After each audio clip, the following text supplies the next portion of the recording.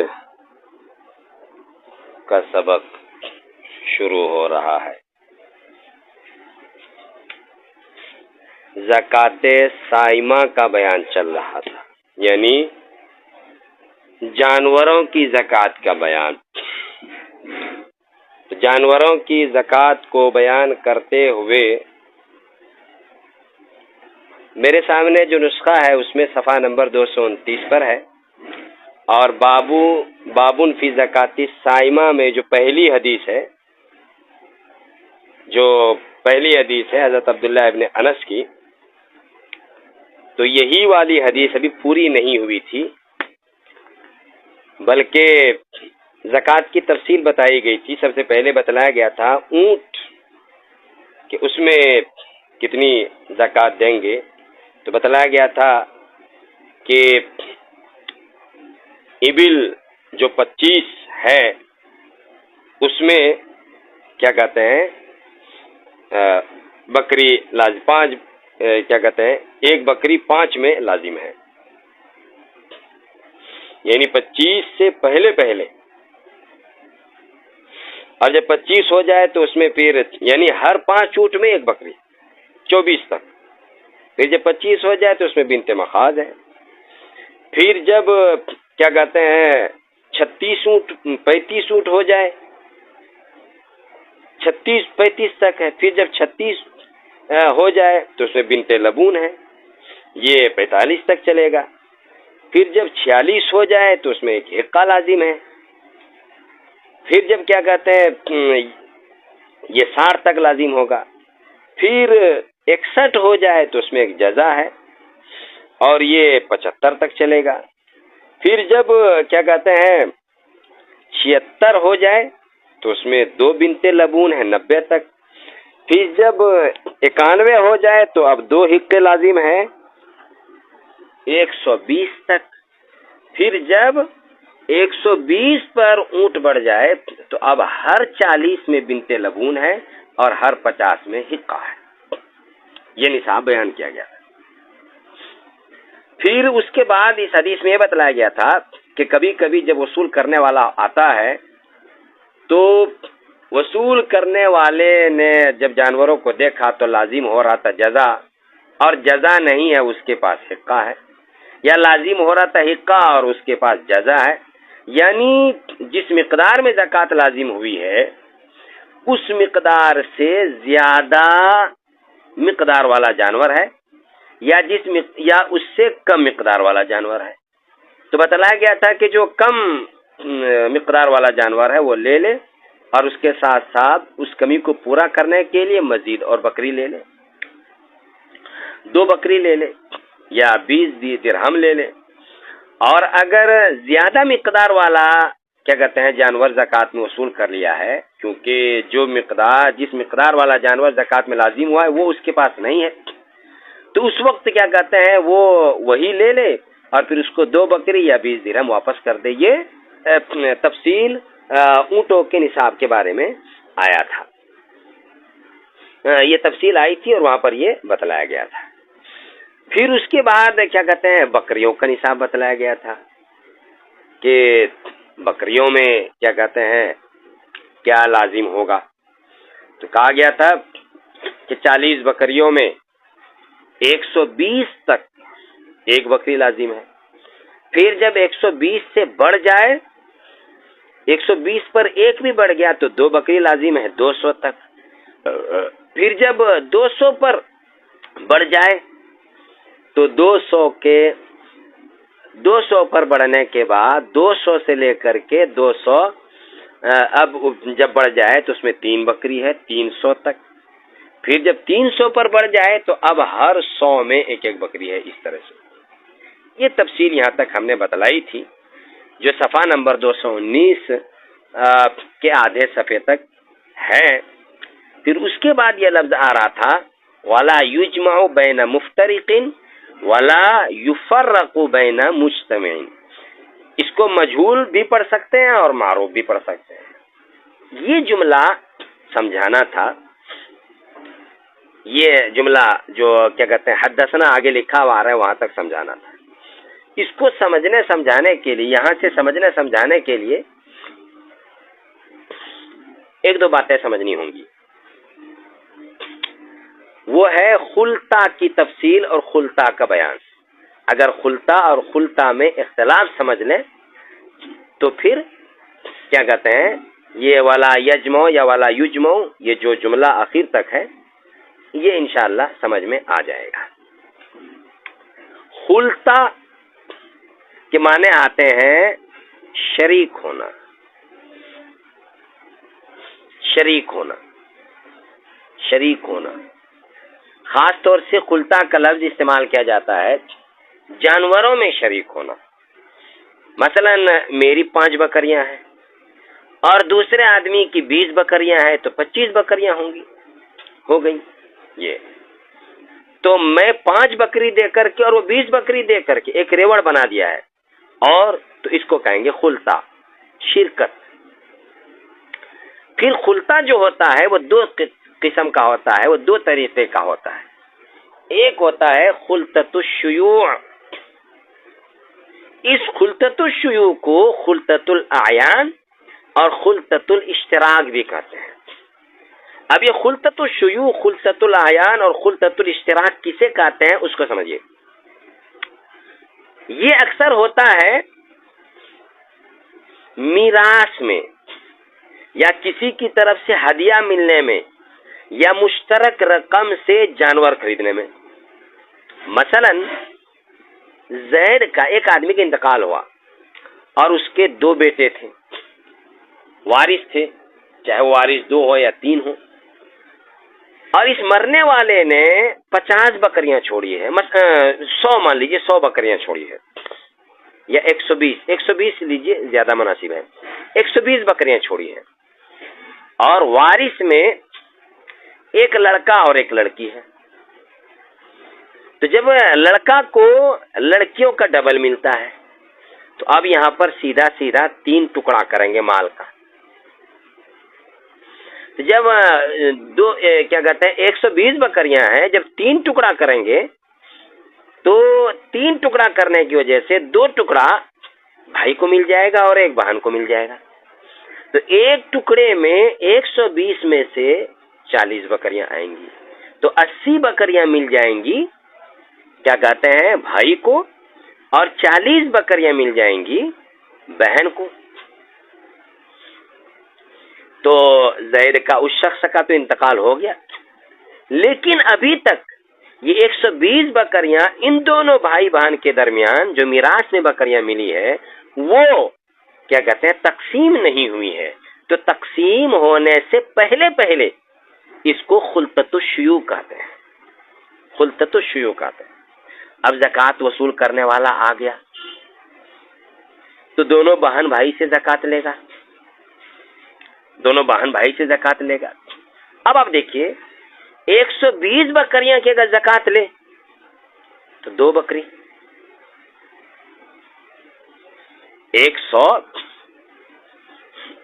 کیا کہتے ہیں 40 بکری میں 1 بکری لازم ہوتی ہے 120 تک. تو 120 تک کیا کہتے ہیں ایک ہی بکری لازم تھی، میں نے 2 بکری غلط بتا دیا، وہ ایک ہی بکری لازم ہوگی 120 تک. لیکن اگر کیا کہتے ہیں یہاں وراثت الگ الگ کر دی جائے، 80 بکری دے دی جائے بھائی کو اور 40 بکریاں دے دی جائے بہن کو، تو اب دیکھیے زکوٰۃ زیادہ ہو جائیں گی. 40 بکریوں میں 1 بکری، تو 1 بکری بھائی پر لازم، اب 1 بکری بہن پر لازم، کیونکہ 40 بکری میں 1 بکری ہے. زکوٰۃ بڑھ گئی، زکوٰۃ کیا ہوئی بڑھ گئی. اسی طریقے سے دوسری قسم ہے، اس کو یاد رکھیے گا. دوسری قسم ہے خلطہ کی. یہ جو خلطہ آیا ابھی خلطۃ الشیوع، اس کا 2 نام خلطۃ الاعیان، خلطۃ الاشتراک. 2 آدمیوں نے مل کر کے 120 بکریاں خریدی، لیکن 120 بکریاں جو خریدی ہیں اس میں سے 80 بکریاں ایک آدمی کی ہے اور 40 بکریاں دوسرے آدمی کی ہے.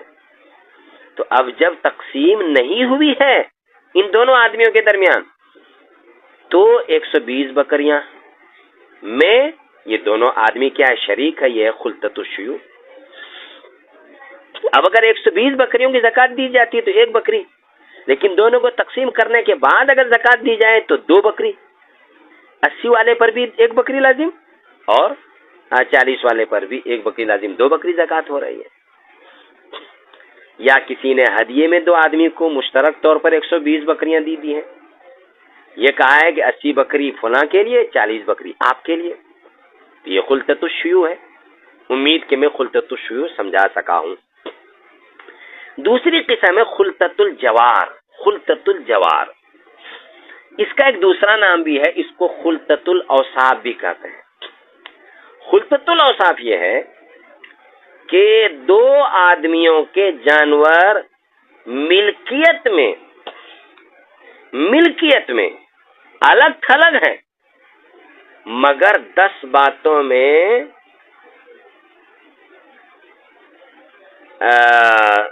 6 یا 10 باتوں میں مشترک ہے۔ اس کو بولتے ہیں خلطۃ الجوار۔ جوار کا مطلب ہوتا ہے پڑوس، اور اوصاف کا مطلب ہوتا ہے صفت۔ پڑوس ہونے میں مشترک ہونا، اور خلطۃ الاوصاف صفت میں مشترک ہونا۔ تو اب یہ جو خلطۃ الجوار ہے، خلطۃ الاوصاف ہے، یہ 2 آدمی ہے اور دونوں آدمی نے خلطۃ الجوار کیا ہے، اور دونوں کی ملکیت الگ الگ ہے۔ پہلی مثال یہ تھی کہ ملکیت الگ الگ نہیں ہے، ملکیت مشترک ہے، اور یہاں پر کیا ہے، ملکیت الگ الگ ہے لیکن 6 سے 10 باتوں میں یہ دونوں آدمی شریک ہیں۔ پہلی بات، پہلی چیز چراگاہ۔ چراگاہ یعنی ایک آدمی کے پاس 80 بکریاں ہیں اور دوسرے آدمی کے پاس 20 بکریاں ہیں، اس کی 80 بکریاں متعین ہے، معلوم ہے، جدا ہے، الگ ہے، اور دوسرے آدمی کی 40 بکریاں الگ اور جدا ہے، اس کا مالک الگ جدا ہے، لیکن چراگاہ ایک ہے۔ ایک ہی چراگاہ میں ایک ہی جگہ دونوں کی بکریاں چرتی ہیں، ایک آدمی کی 80 بکریاں اور دوسرے آدمی کی 40 بکریاں، چراگاہ ایک ہے۔ نمبر 2، باڑہ، یعنی دونوں مالک کی، ایک مالک کی 80 اور ایک مالک کی 40 بکریاں رکھنے کی جو جگہ ہے، باڑہ ہمارے گوہال، مویشیوں کی رہنے کی جو جگہ ہے، استبل، استبل تو اصل گھوڑے کے لیے بولا جاتا ہے، گھوڑے کا استبل، تو وہ ایک ہو۔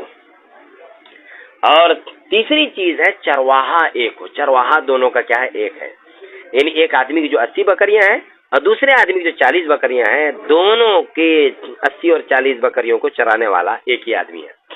تیسری چیز ہو گئی۔ چوتھی چیز ہے دودھ دہنے کا برتن بھی ایک ہے، ایک ہی برتن میں دونوں کا دودھ دہا جاتا ہے۔ پانچویں بات ہے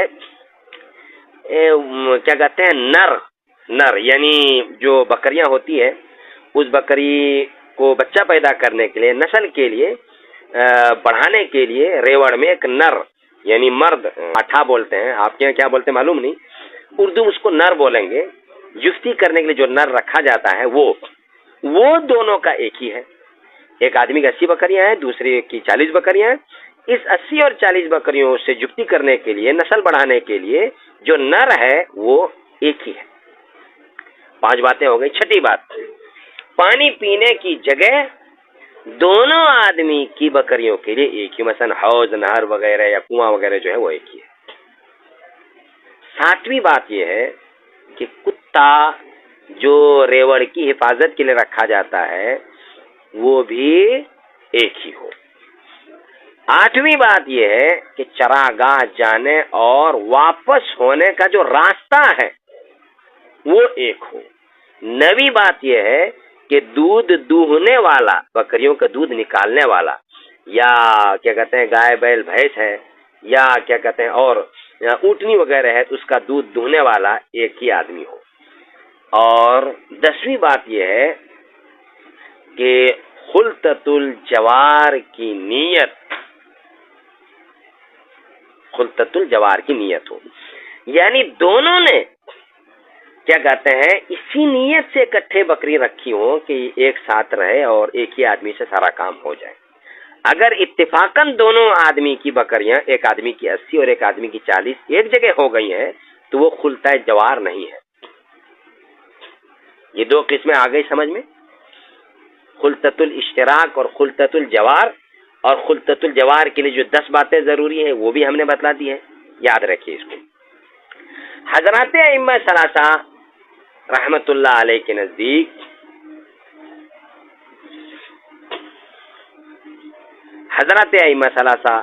نزدیک دونوں خلطوں یا 2 سے زیادہ خلطوں یا چند مالک کے مواشی جو ہے وہ سب کے سب ایک مالک کے جانور کی طرح ہیں، ایک مالک کے جانور کی طرح ہیں۔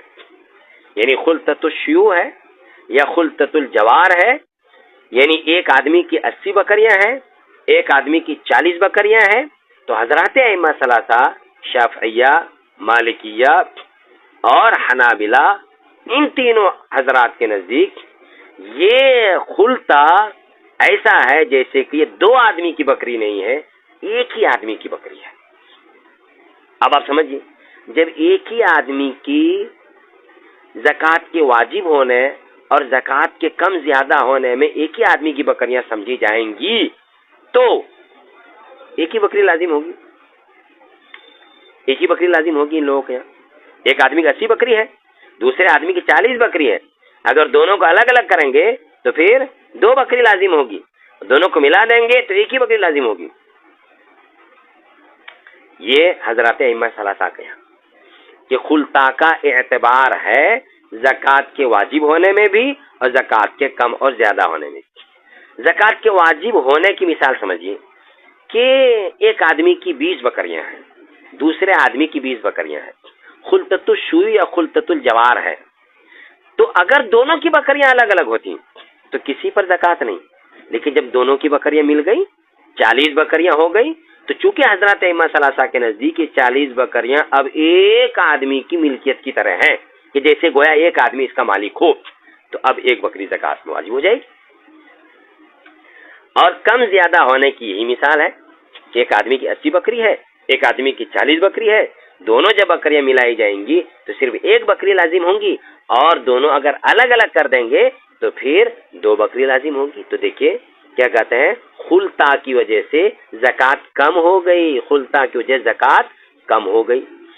زیادہ ہونے کی مثال یہ ہے کہ 202 بکریاں ہیں،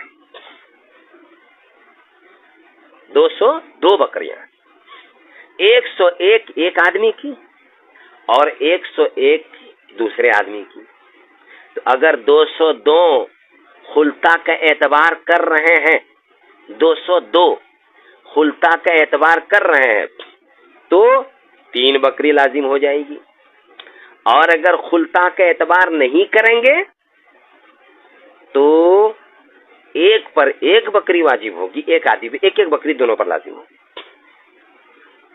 ایک ایک بکری دونوں پر لازم ہوگی۔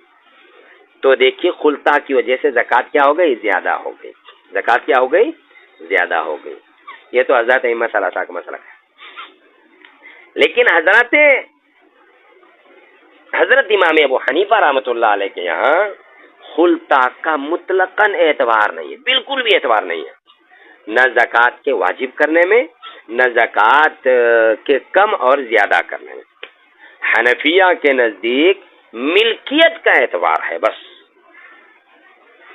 چنانچہ خلطۃ الشیوع میں ایک آدمی 80 کا مالک ہے اور ایک آدمی 40 کا مالک ہے، تو مالک کون کتنی بکریوں کا یہ دیکھیں گے، خلطہ کا کوئی اعتبار نہیں۔ تو 80 والے پر ایک بکری، 40 والے پر ایک بکری، ایک ایک بکری دونوں پر لازم ہو جائے گی۔ اور خلطۃ الجوار ہے تو ہم کہیں گے کہ یہ 2-3 آدمی جتنے شریک ہیں سب کی ملکیت کو دیکھو۔ اب مان لیجئے ایک آدمی کی 80 بکریاں ہیں، دوسرے آدمی کی 40 بکریاں ہیں، تو 80 پر بھی ایک، 40 پر بھی ایک۔ اور اگر ایک آدمی کی 80 بکریاں ہیں، دوسرے آدمی کی کل 30 بکریاں ہیں، تو 30 بکری پر تو ہے ہی نہیں، 30 بکری پر زکوٰۃ نہیں، تو ایک آدمی پر زکوٰۃ ہے اور دوسرے آدمی پر زکوٰۃ نہیں ہے، کیونکہ ہمارے یہاں ملکیت کے اعتبار ہے۔ امید کے بات سمجھ میں آ گئی ہوگی۔ تو اس جملے کا مطلب ولا یجمع بین مفترق ولا یفرق بین مجتمع خشیت الصدقۃ کا یہ مطلب ہوگا حضرات ائمہ ثلاثہ کے یہاں کہ زکوٰۃ کے کم اور زیادہ کرنے کی غرض سے جمع بھی نہ کیا جائے اور الگ بھی نہ کیا جائے. مثلا جمع کریں گے تو جمع کرنے کی وجہ سے زیادہ زکوٰۃ آئے گی، تو اب وصول کرنے والے کو حکم ہے کہ متفرق کو جمع نہ کرو، دونوں کو الگ الگ رکھو. خلطہ کرنے کی وجہ سے زیادہ زکوٰۃ لی جائے گی تو خلطہ مت مانو، یہ کہا گیا جمع مت کرو. اسی طرح خلطہ ہے اور اس کی وجہ سے زیادہ زکوٰۃ لازم ہو رہی ہے، مالک اس کو الگ الگ کر کے دکھائے تو حکم دے دیا گیا کہ الگ الگ نہ کرے. یعنی کبھی جمع کرنے تو مالک بھی، جو مالک ہے وہ بھی جمع یا الگ نہ کرے زکوٰۃ کے ڈر سے، اور جو وصول کرنے والا ہے وہ بھی جمع اور الگ نہ کرے زیادہ زکوٰۃ لینے کی غرض سے. بس اس جملے کا اتنا مطلب ہے اور میں سمجھتا ہوں کہ میں سمجھا سکا ہوں. ولا یجمع بین مفترق کہ مختلف کو جدا کو اکٹھا نہ کیا جائے، ولا یفرق بین مجتمع اور اکٹھا کو جدا نہ کیا جائے زکوٰۃ کے ڈر سے. وما کان من خلیطین اس میں سے، وما اور وہ، کانا خلیطین جو دو شریکوں کا ہے، وما کان من خلیطین اور وہ جو دو شریکوں کا ہے، فإنما یتراجعان بینہما تو وہ لوٹا لیں گے، یتراجعان لوٹا لیں گے، بینہما آپس میں، بالسویتی برابر برابر. برابر برابر کیا مطلب ہے اس جملے کا؟ اس جملے کا مطلب یہ ہے کہ جس نصاب میں دو آدمیوں کا مال ملا ہوا ہے، وما کان من خلیطین کے مطلب ہے. اور یہاں یہ بھی سمجھیے کہ یہ ولا یجمع بین مفترق ولا یفرق بین مجتمع یہ ہمارے مسلک سے نہیں ہے، اس کا تعلق ہمارے مسلک سے نہیں ہے، اس لیے کہ یہ تو حضرات ائمہ ثلاثہ کیا کام کرے گا یہ جملہ، کیونکہ حضرات ائمہ ثلاثہ خلطہ کا اعتبار کرتے ہیں اور ہم خلطہ کا اعتبار نہیں کرتے ہیں. اور خلطہ کے اعتبار کرنے کی وجہ سے خلطہ کو الگ کرنا اور خلطہ کرنے سے جو زکوٰۃ کا وجوب اور زکوٰۃ کی کمی زیادتی ہوتی ہے وہ حضرات ائمہ ثلاثہ کے، ہمارے یہاں اس کا کوئی فرق نہیں پڑتا ہے. ہمارے یہاں تو ملکیت کا اعتبار ہے. ہمارے یہاں اس جملے کا مطلب ہو سکتا ہے کہ ایک آدمی کی ملکیت میں جو بکریاں ہیں اس ملکیت کو الگ نہ کرو. یعنی مالک جس کے پاس 40 بکریاں ہیں، جب زکوٰۃ وصول کرنے والا آیا ہے تو زکوٰۃ وصول کرنے والا آنے کے بعد زکوٰۃ دینے والا یہ کہے کہ یہ دو آدمیوں کی ملکیت ہے. جب دو آدمیوں کی ملکیت ہو جائے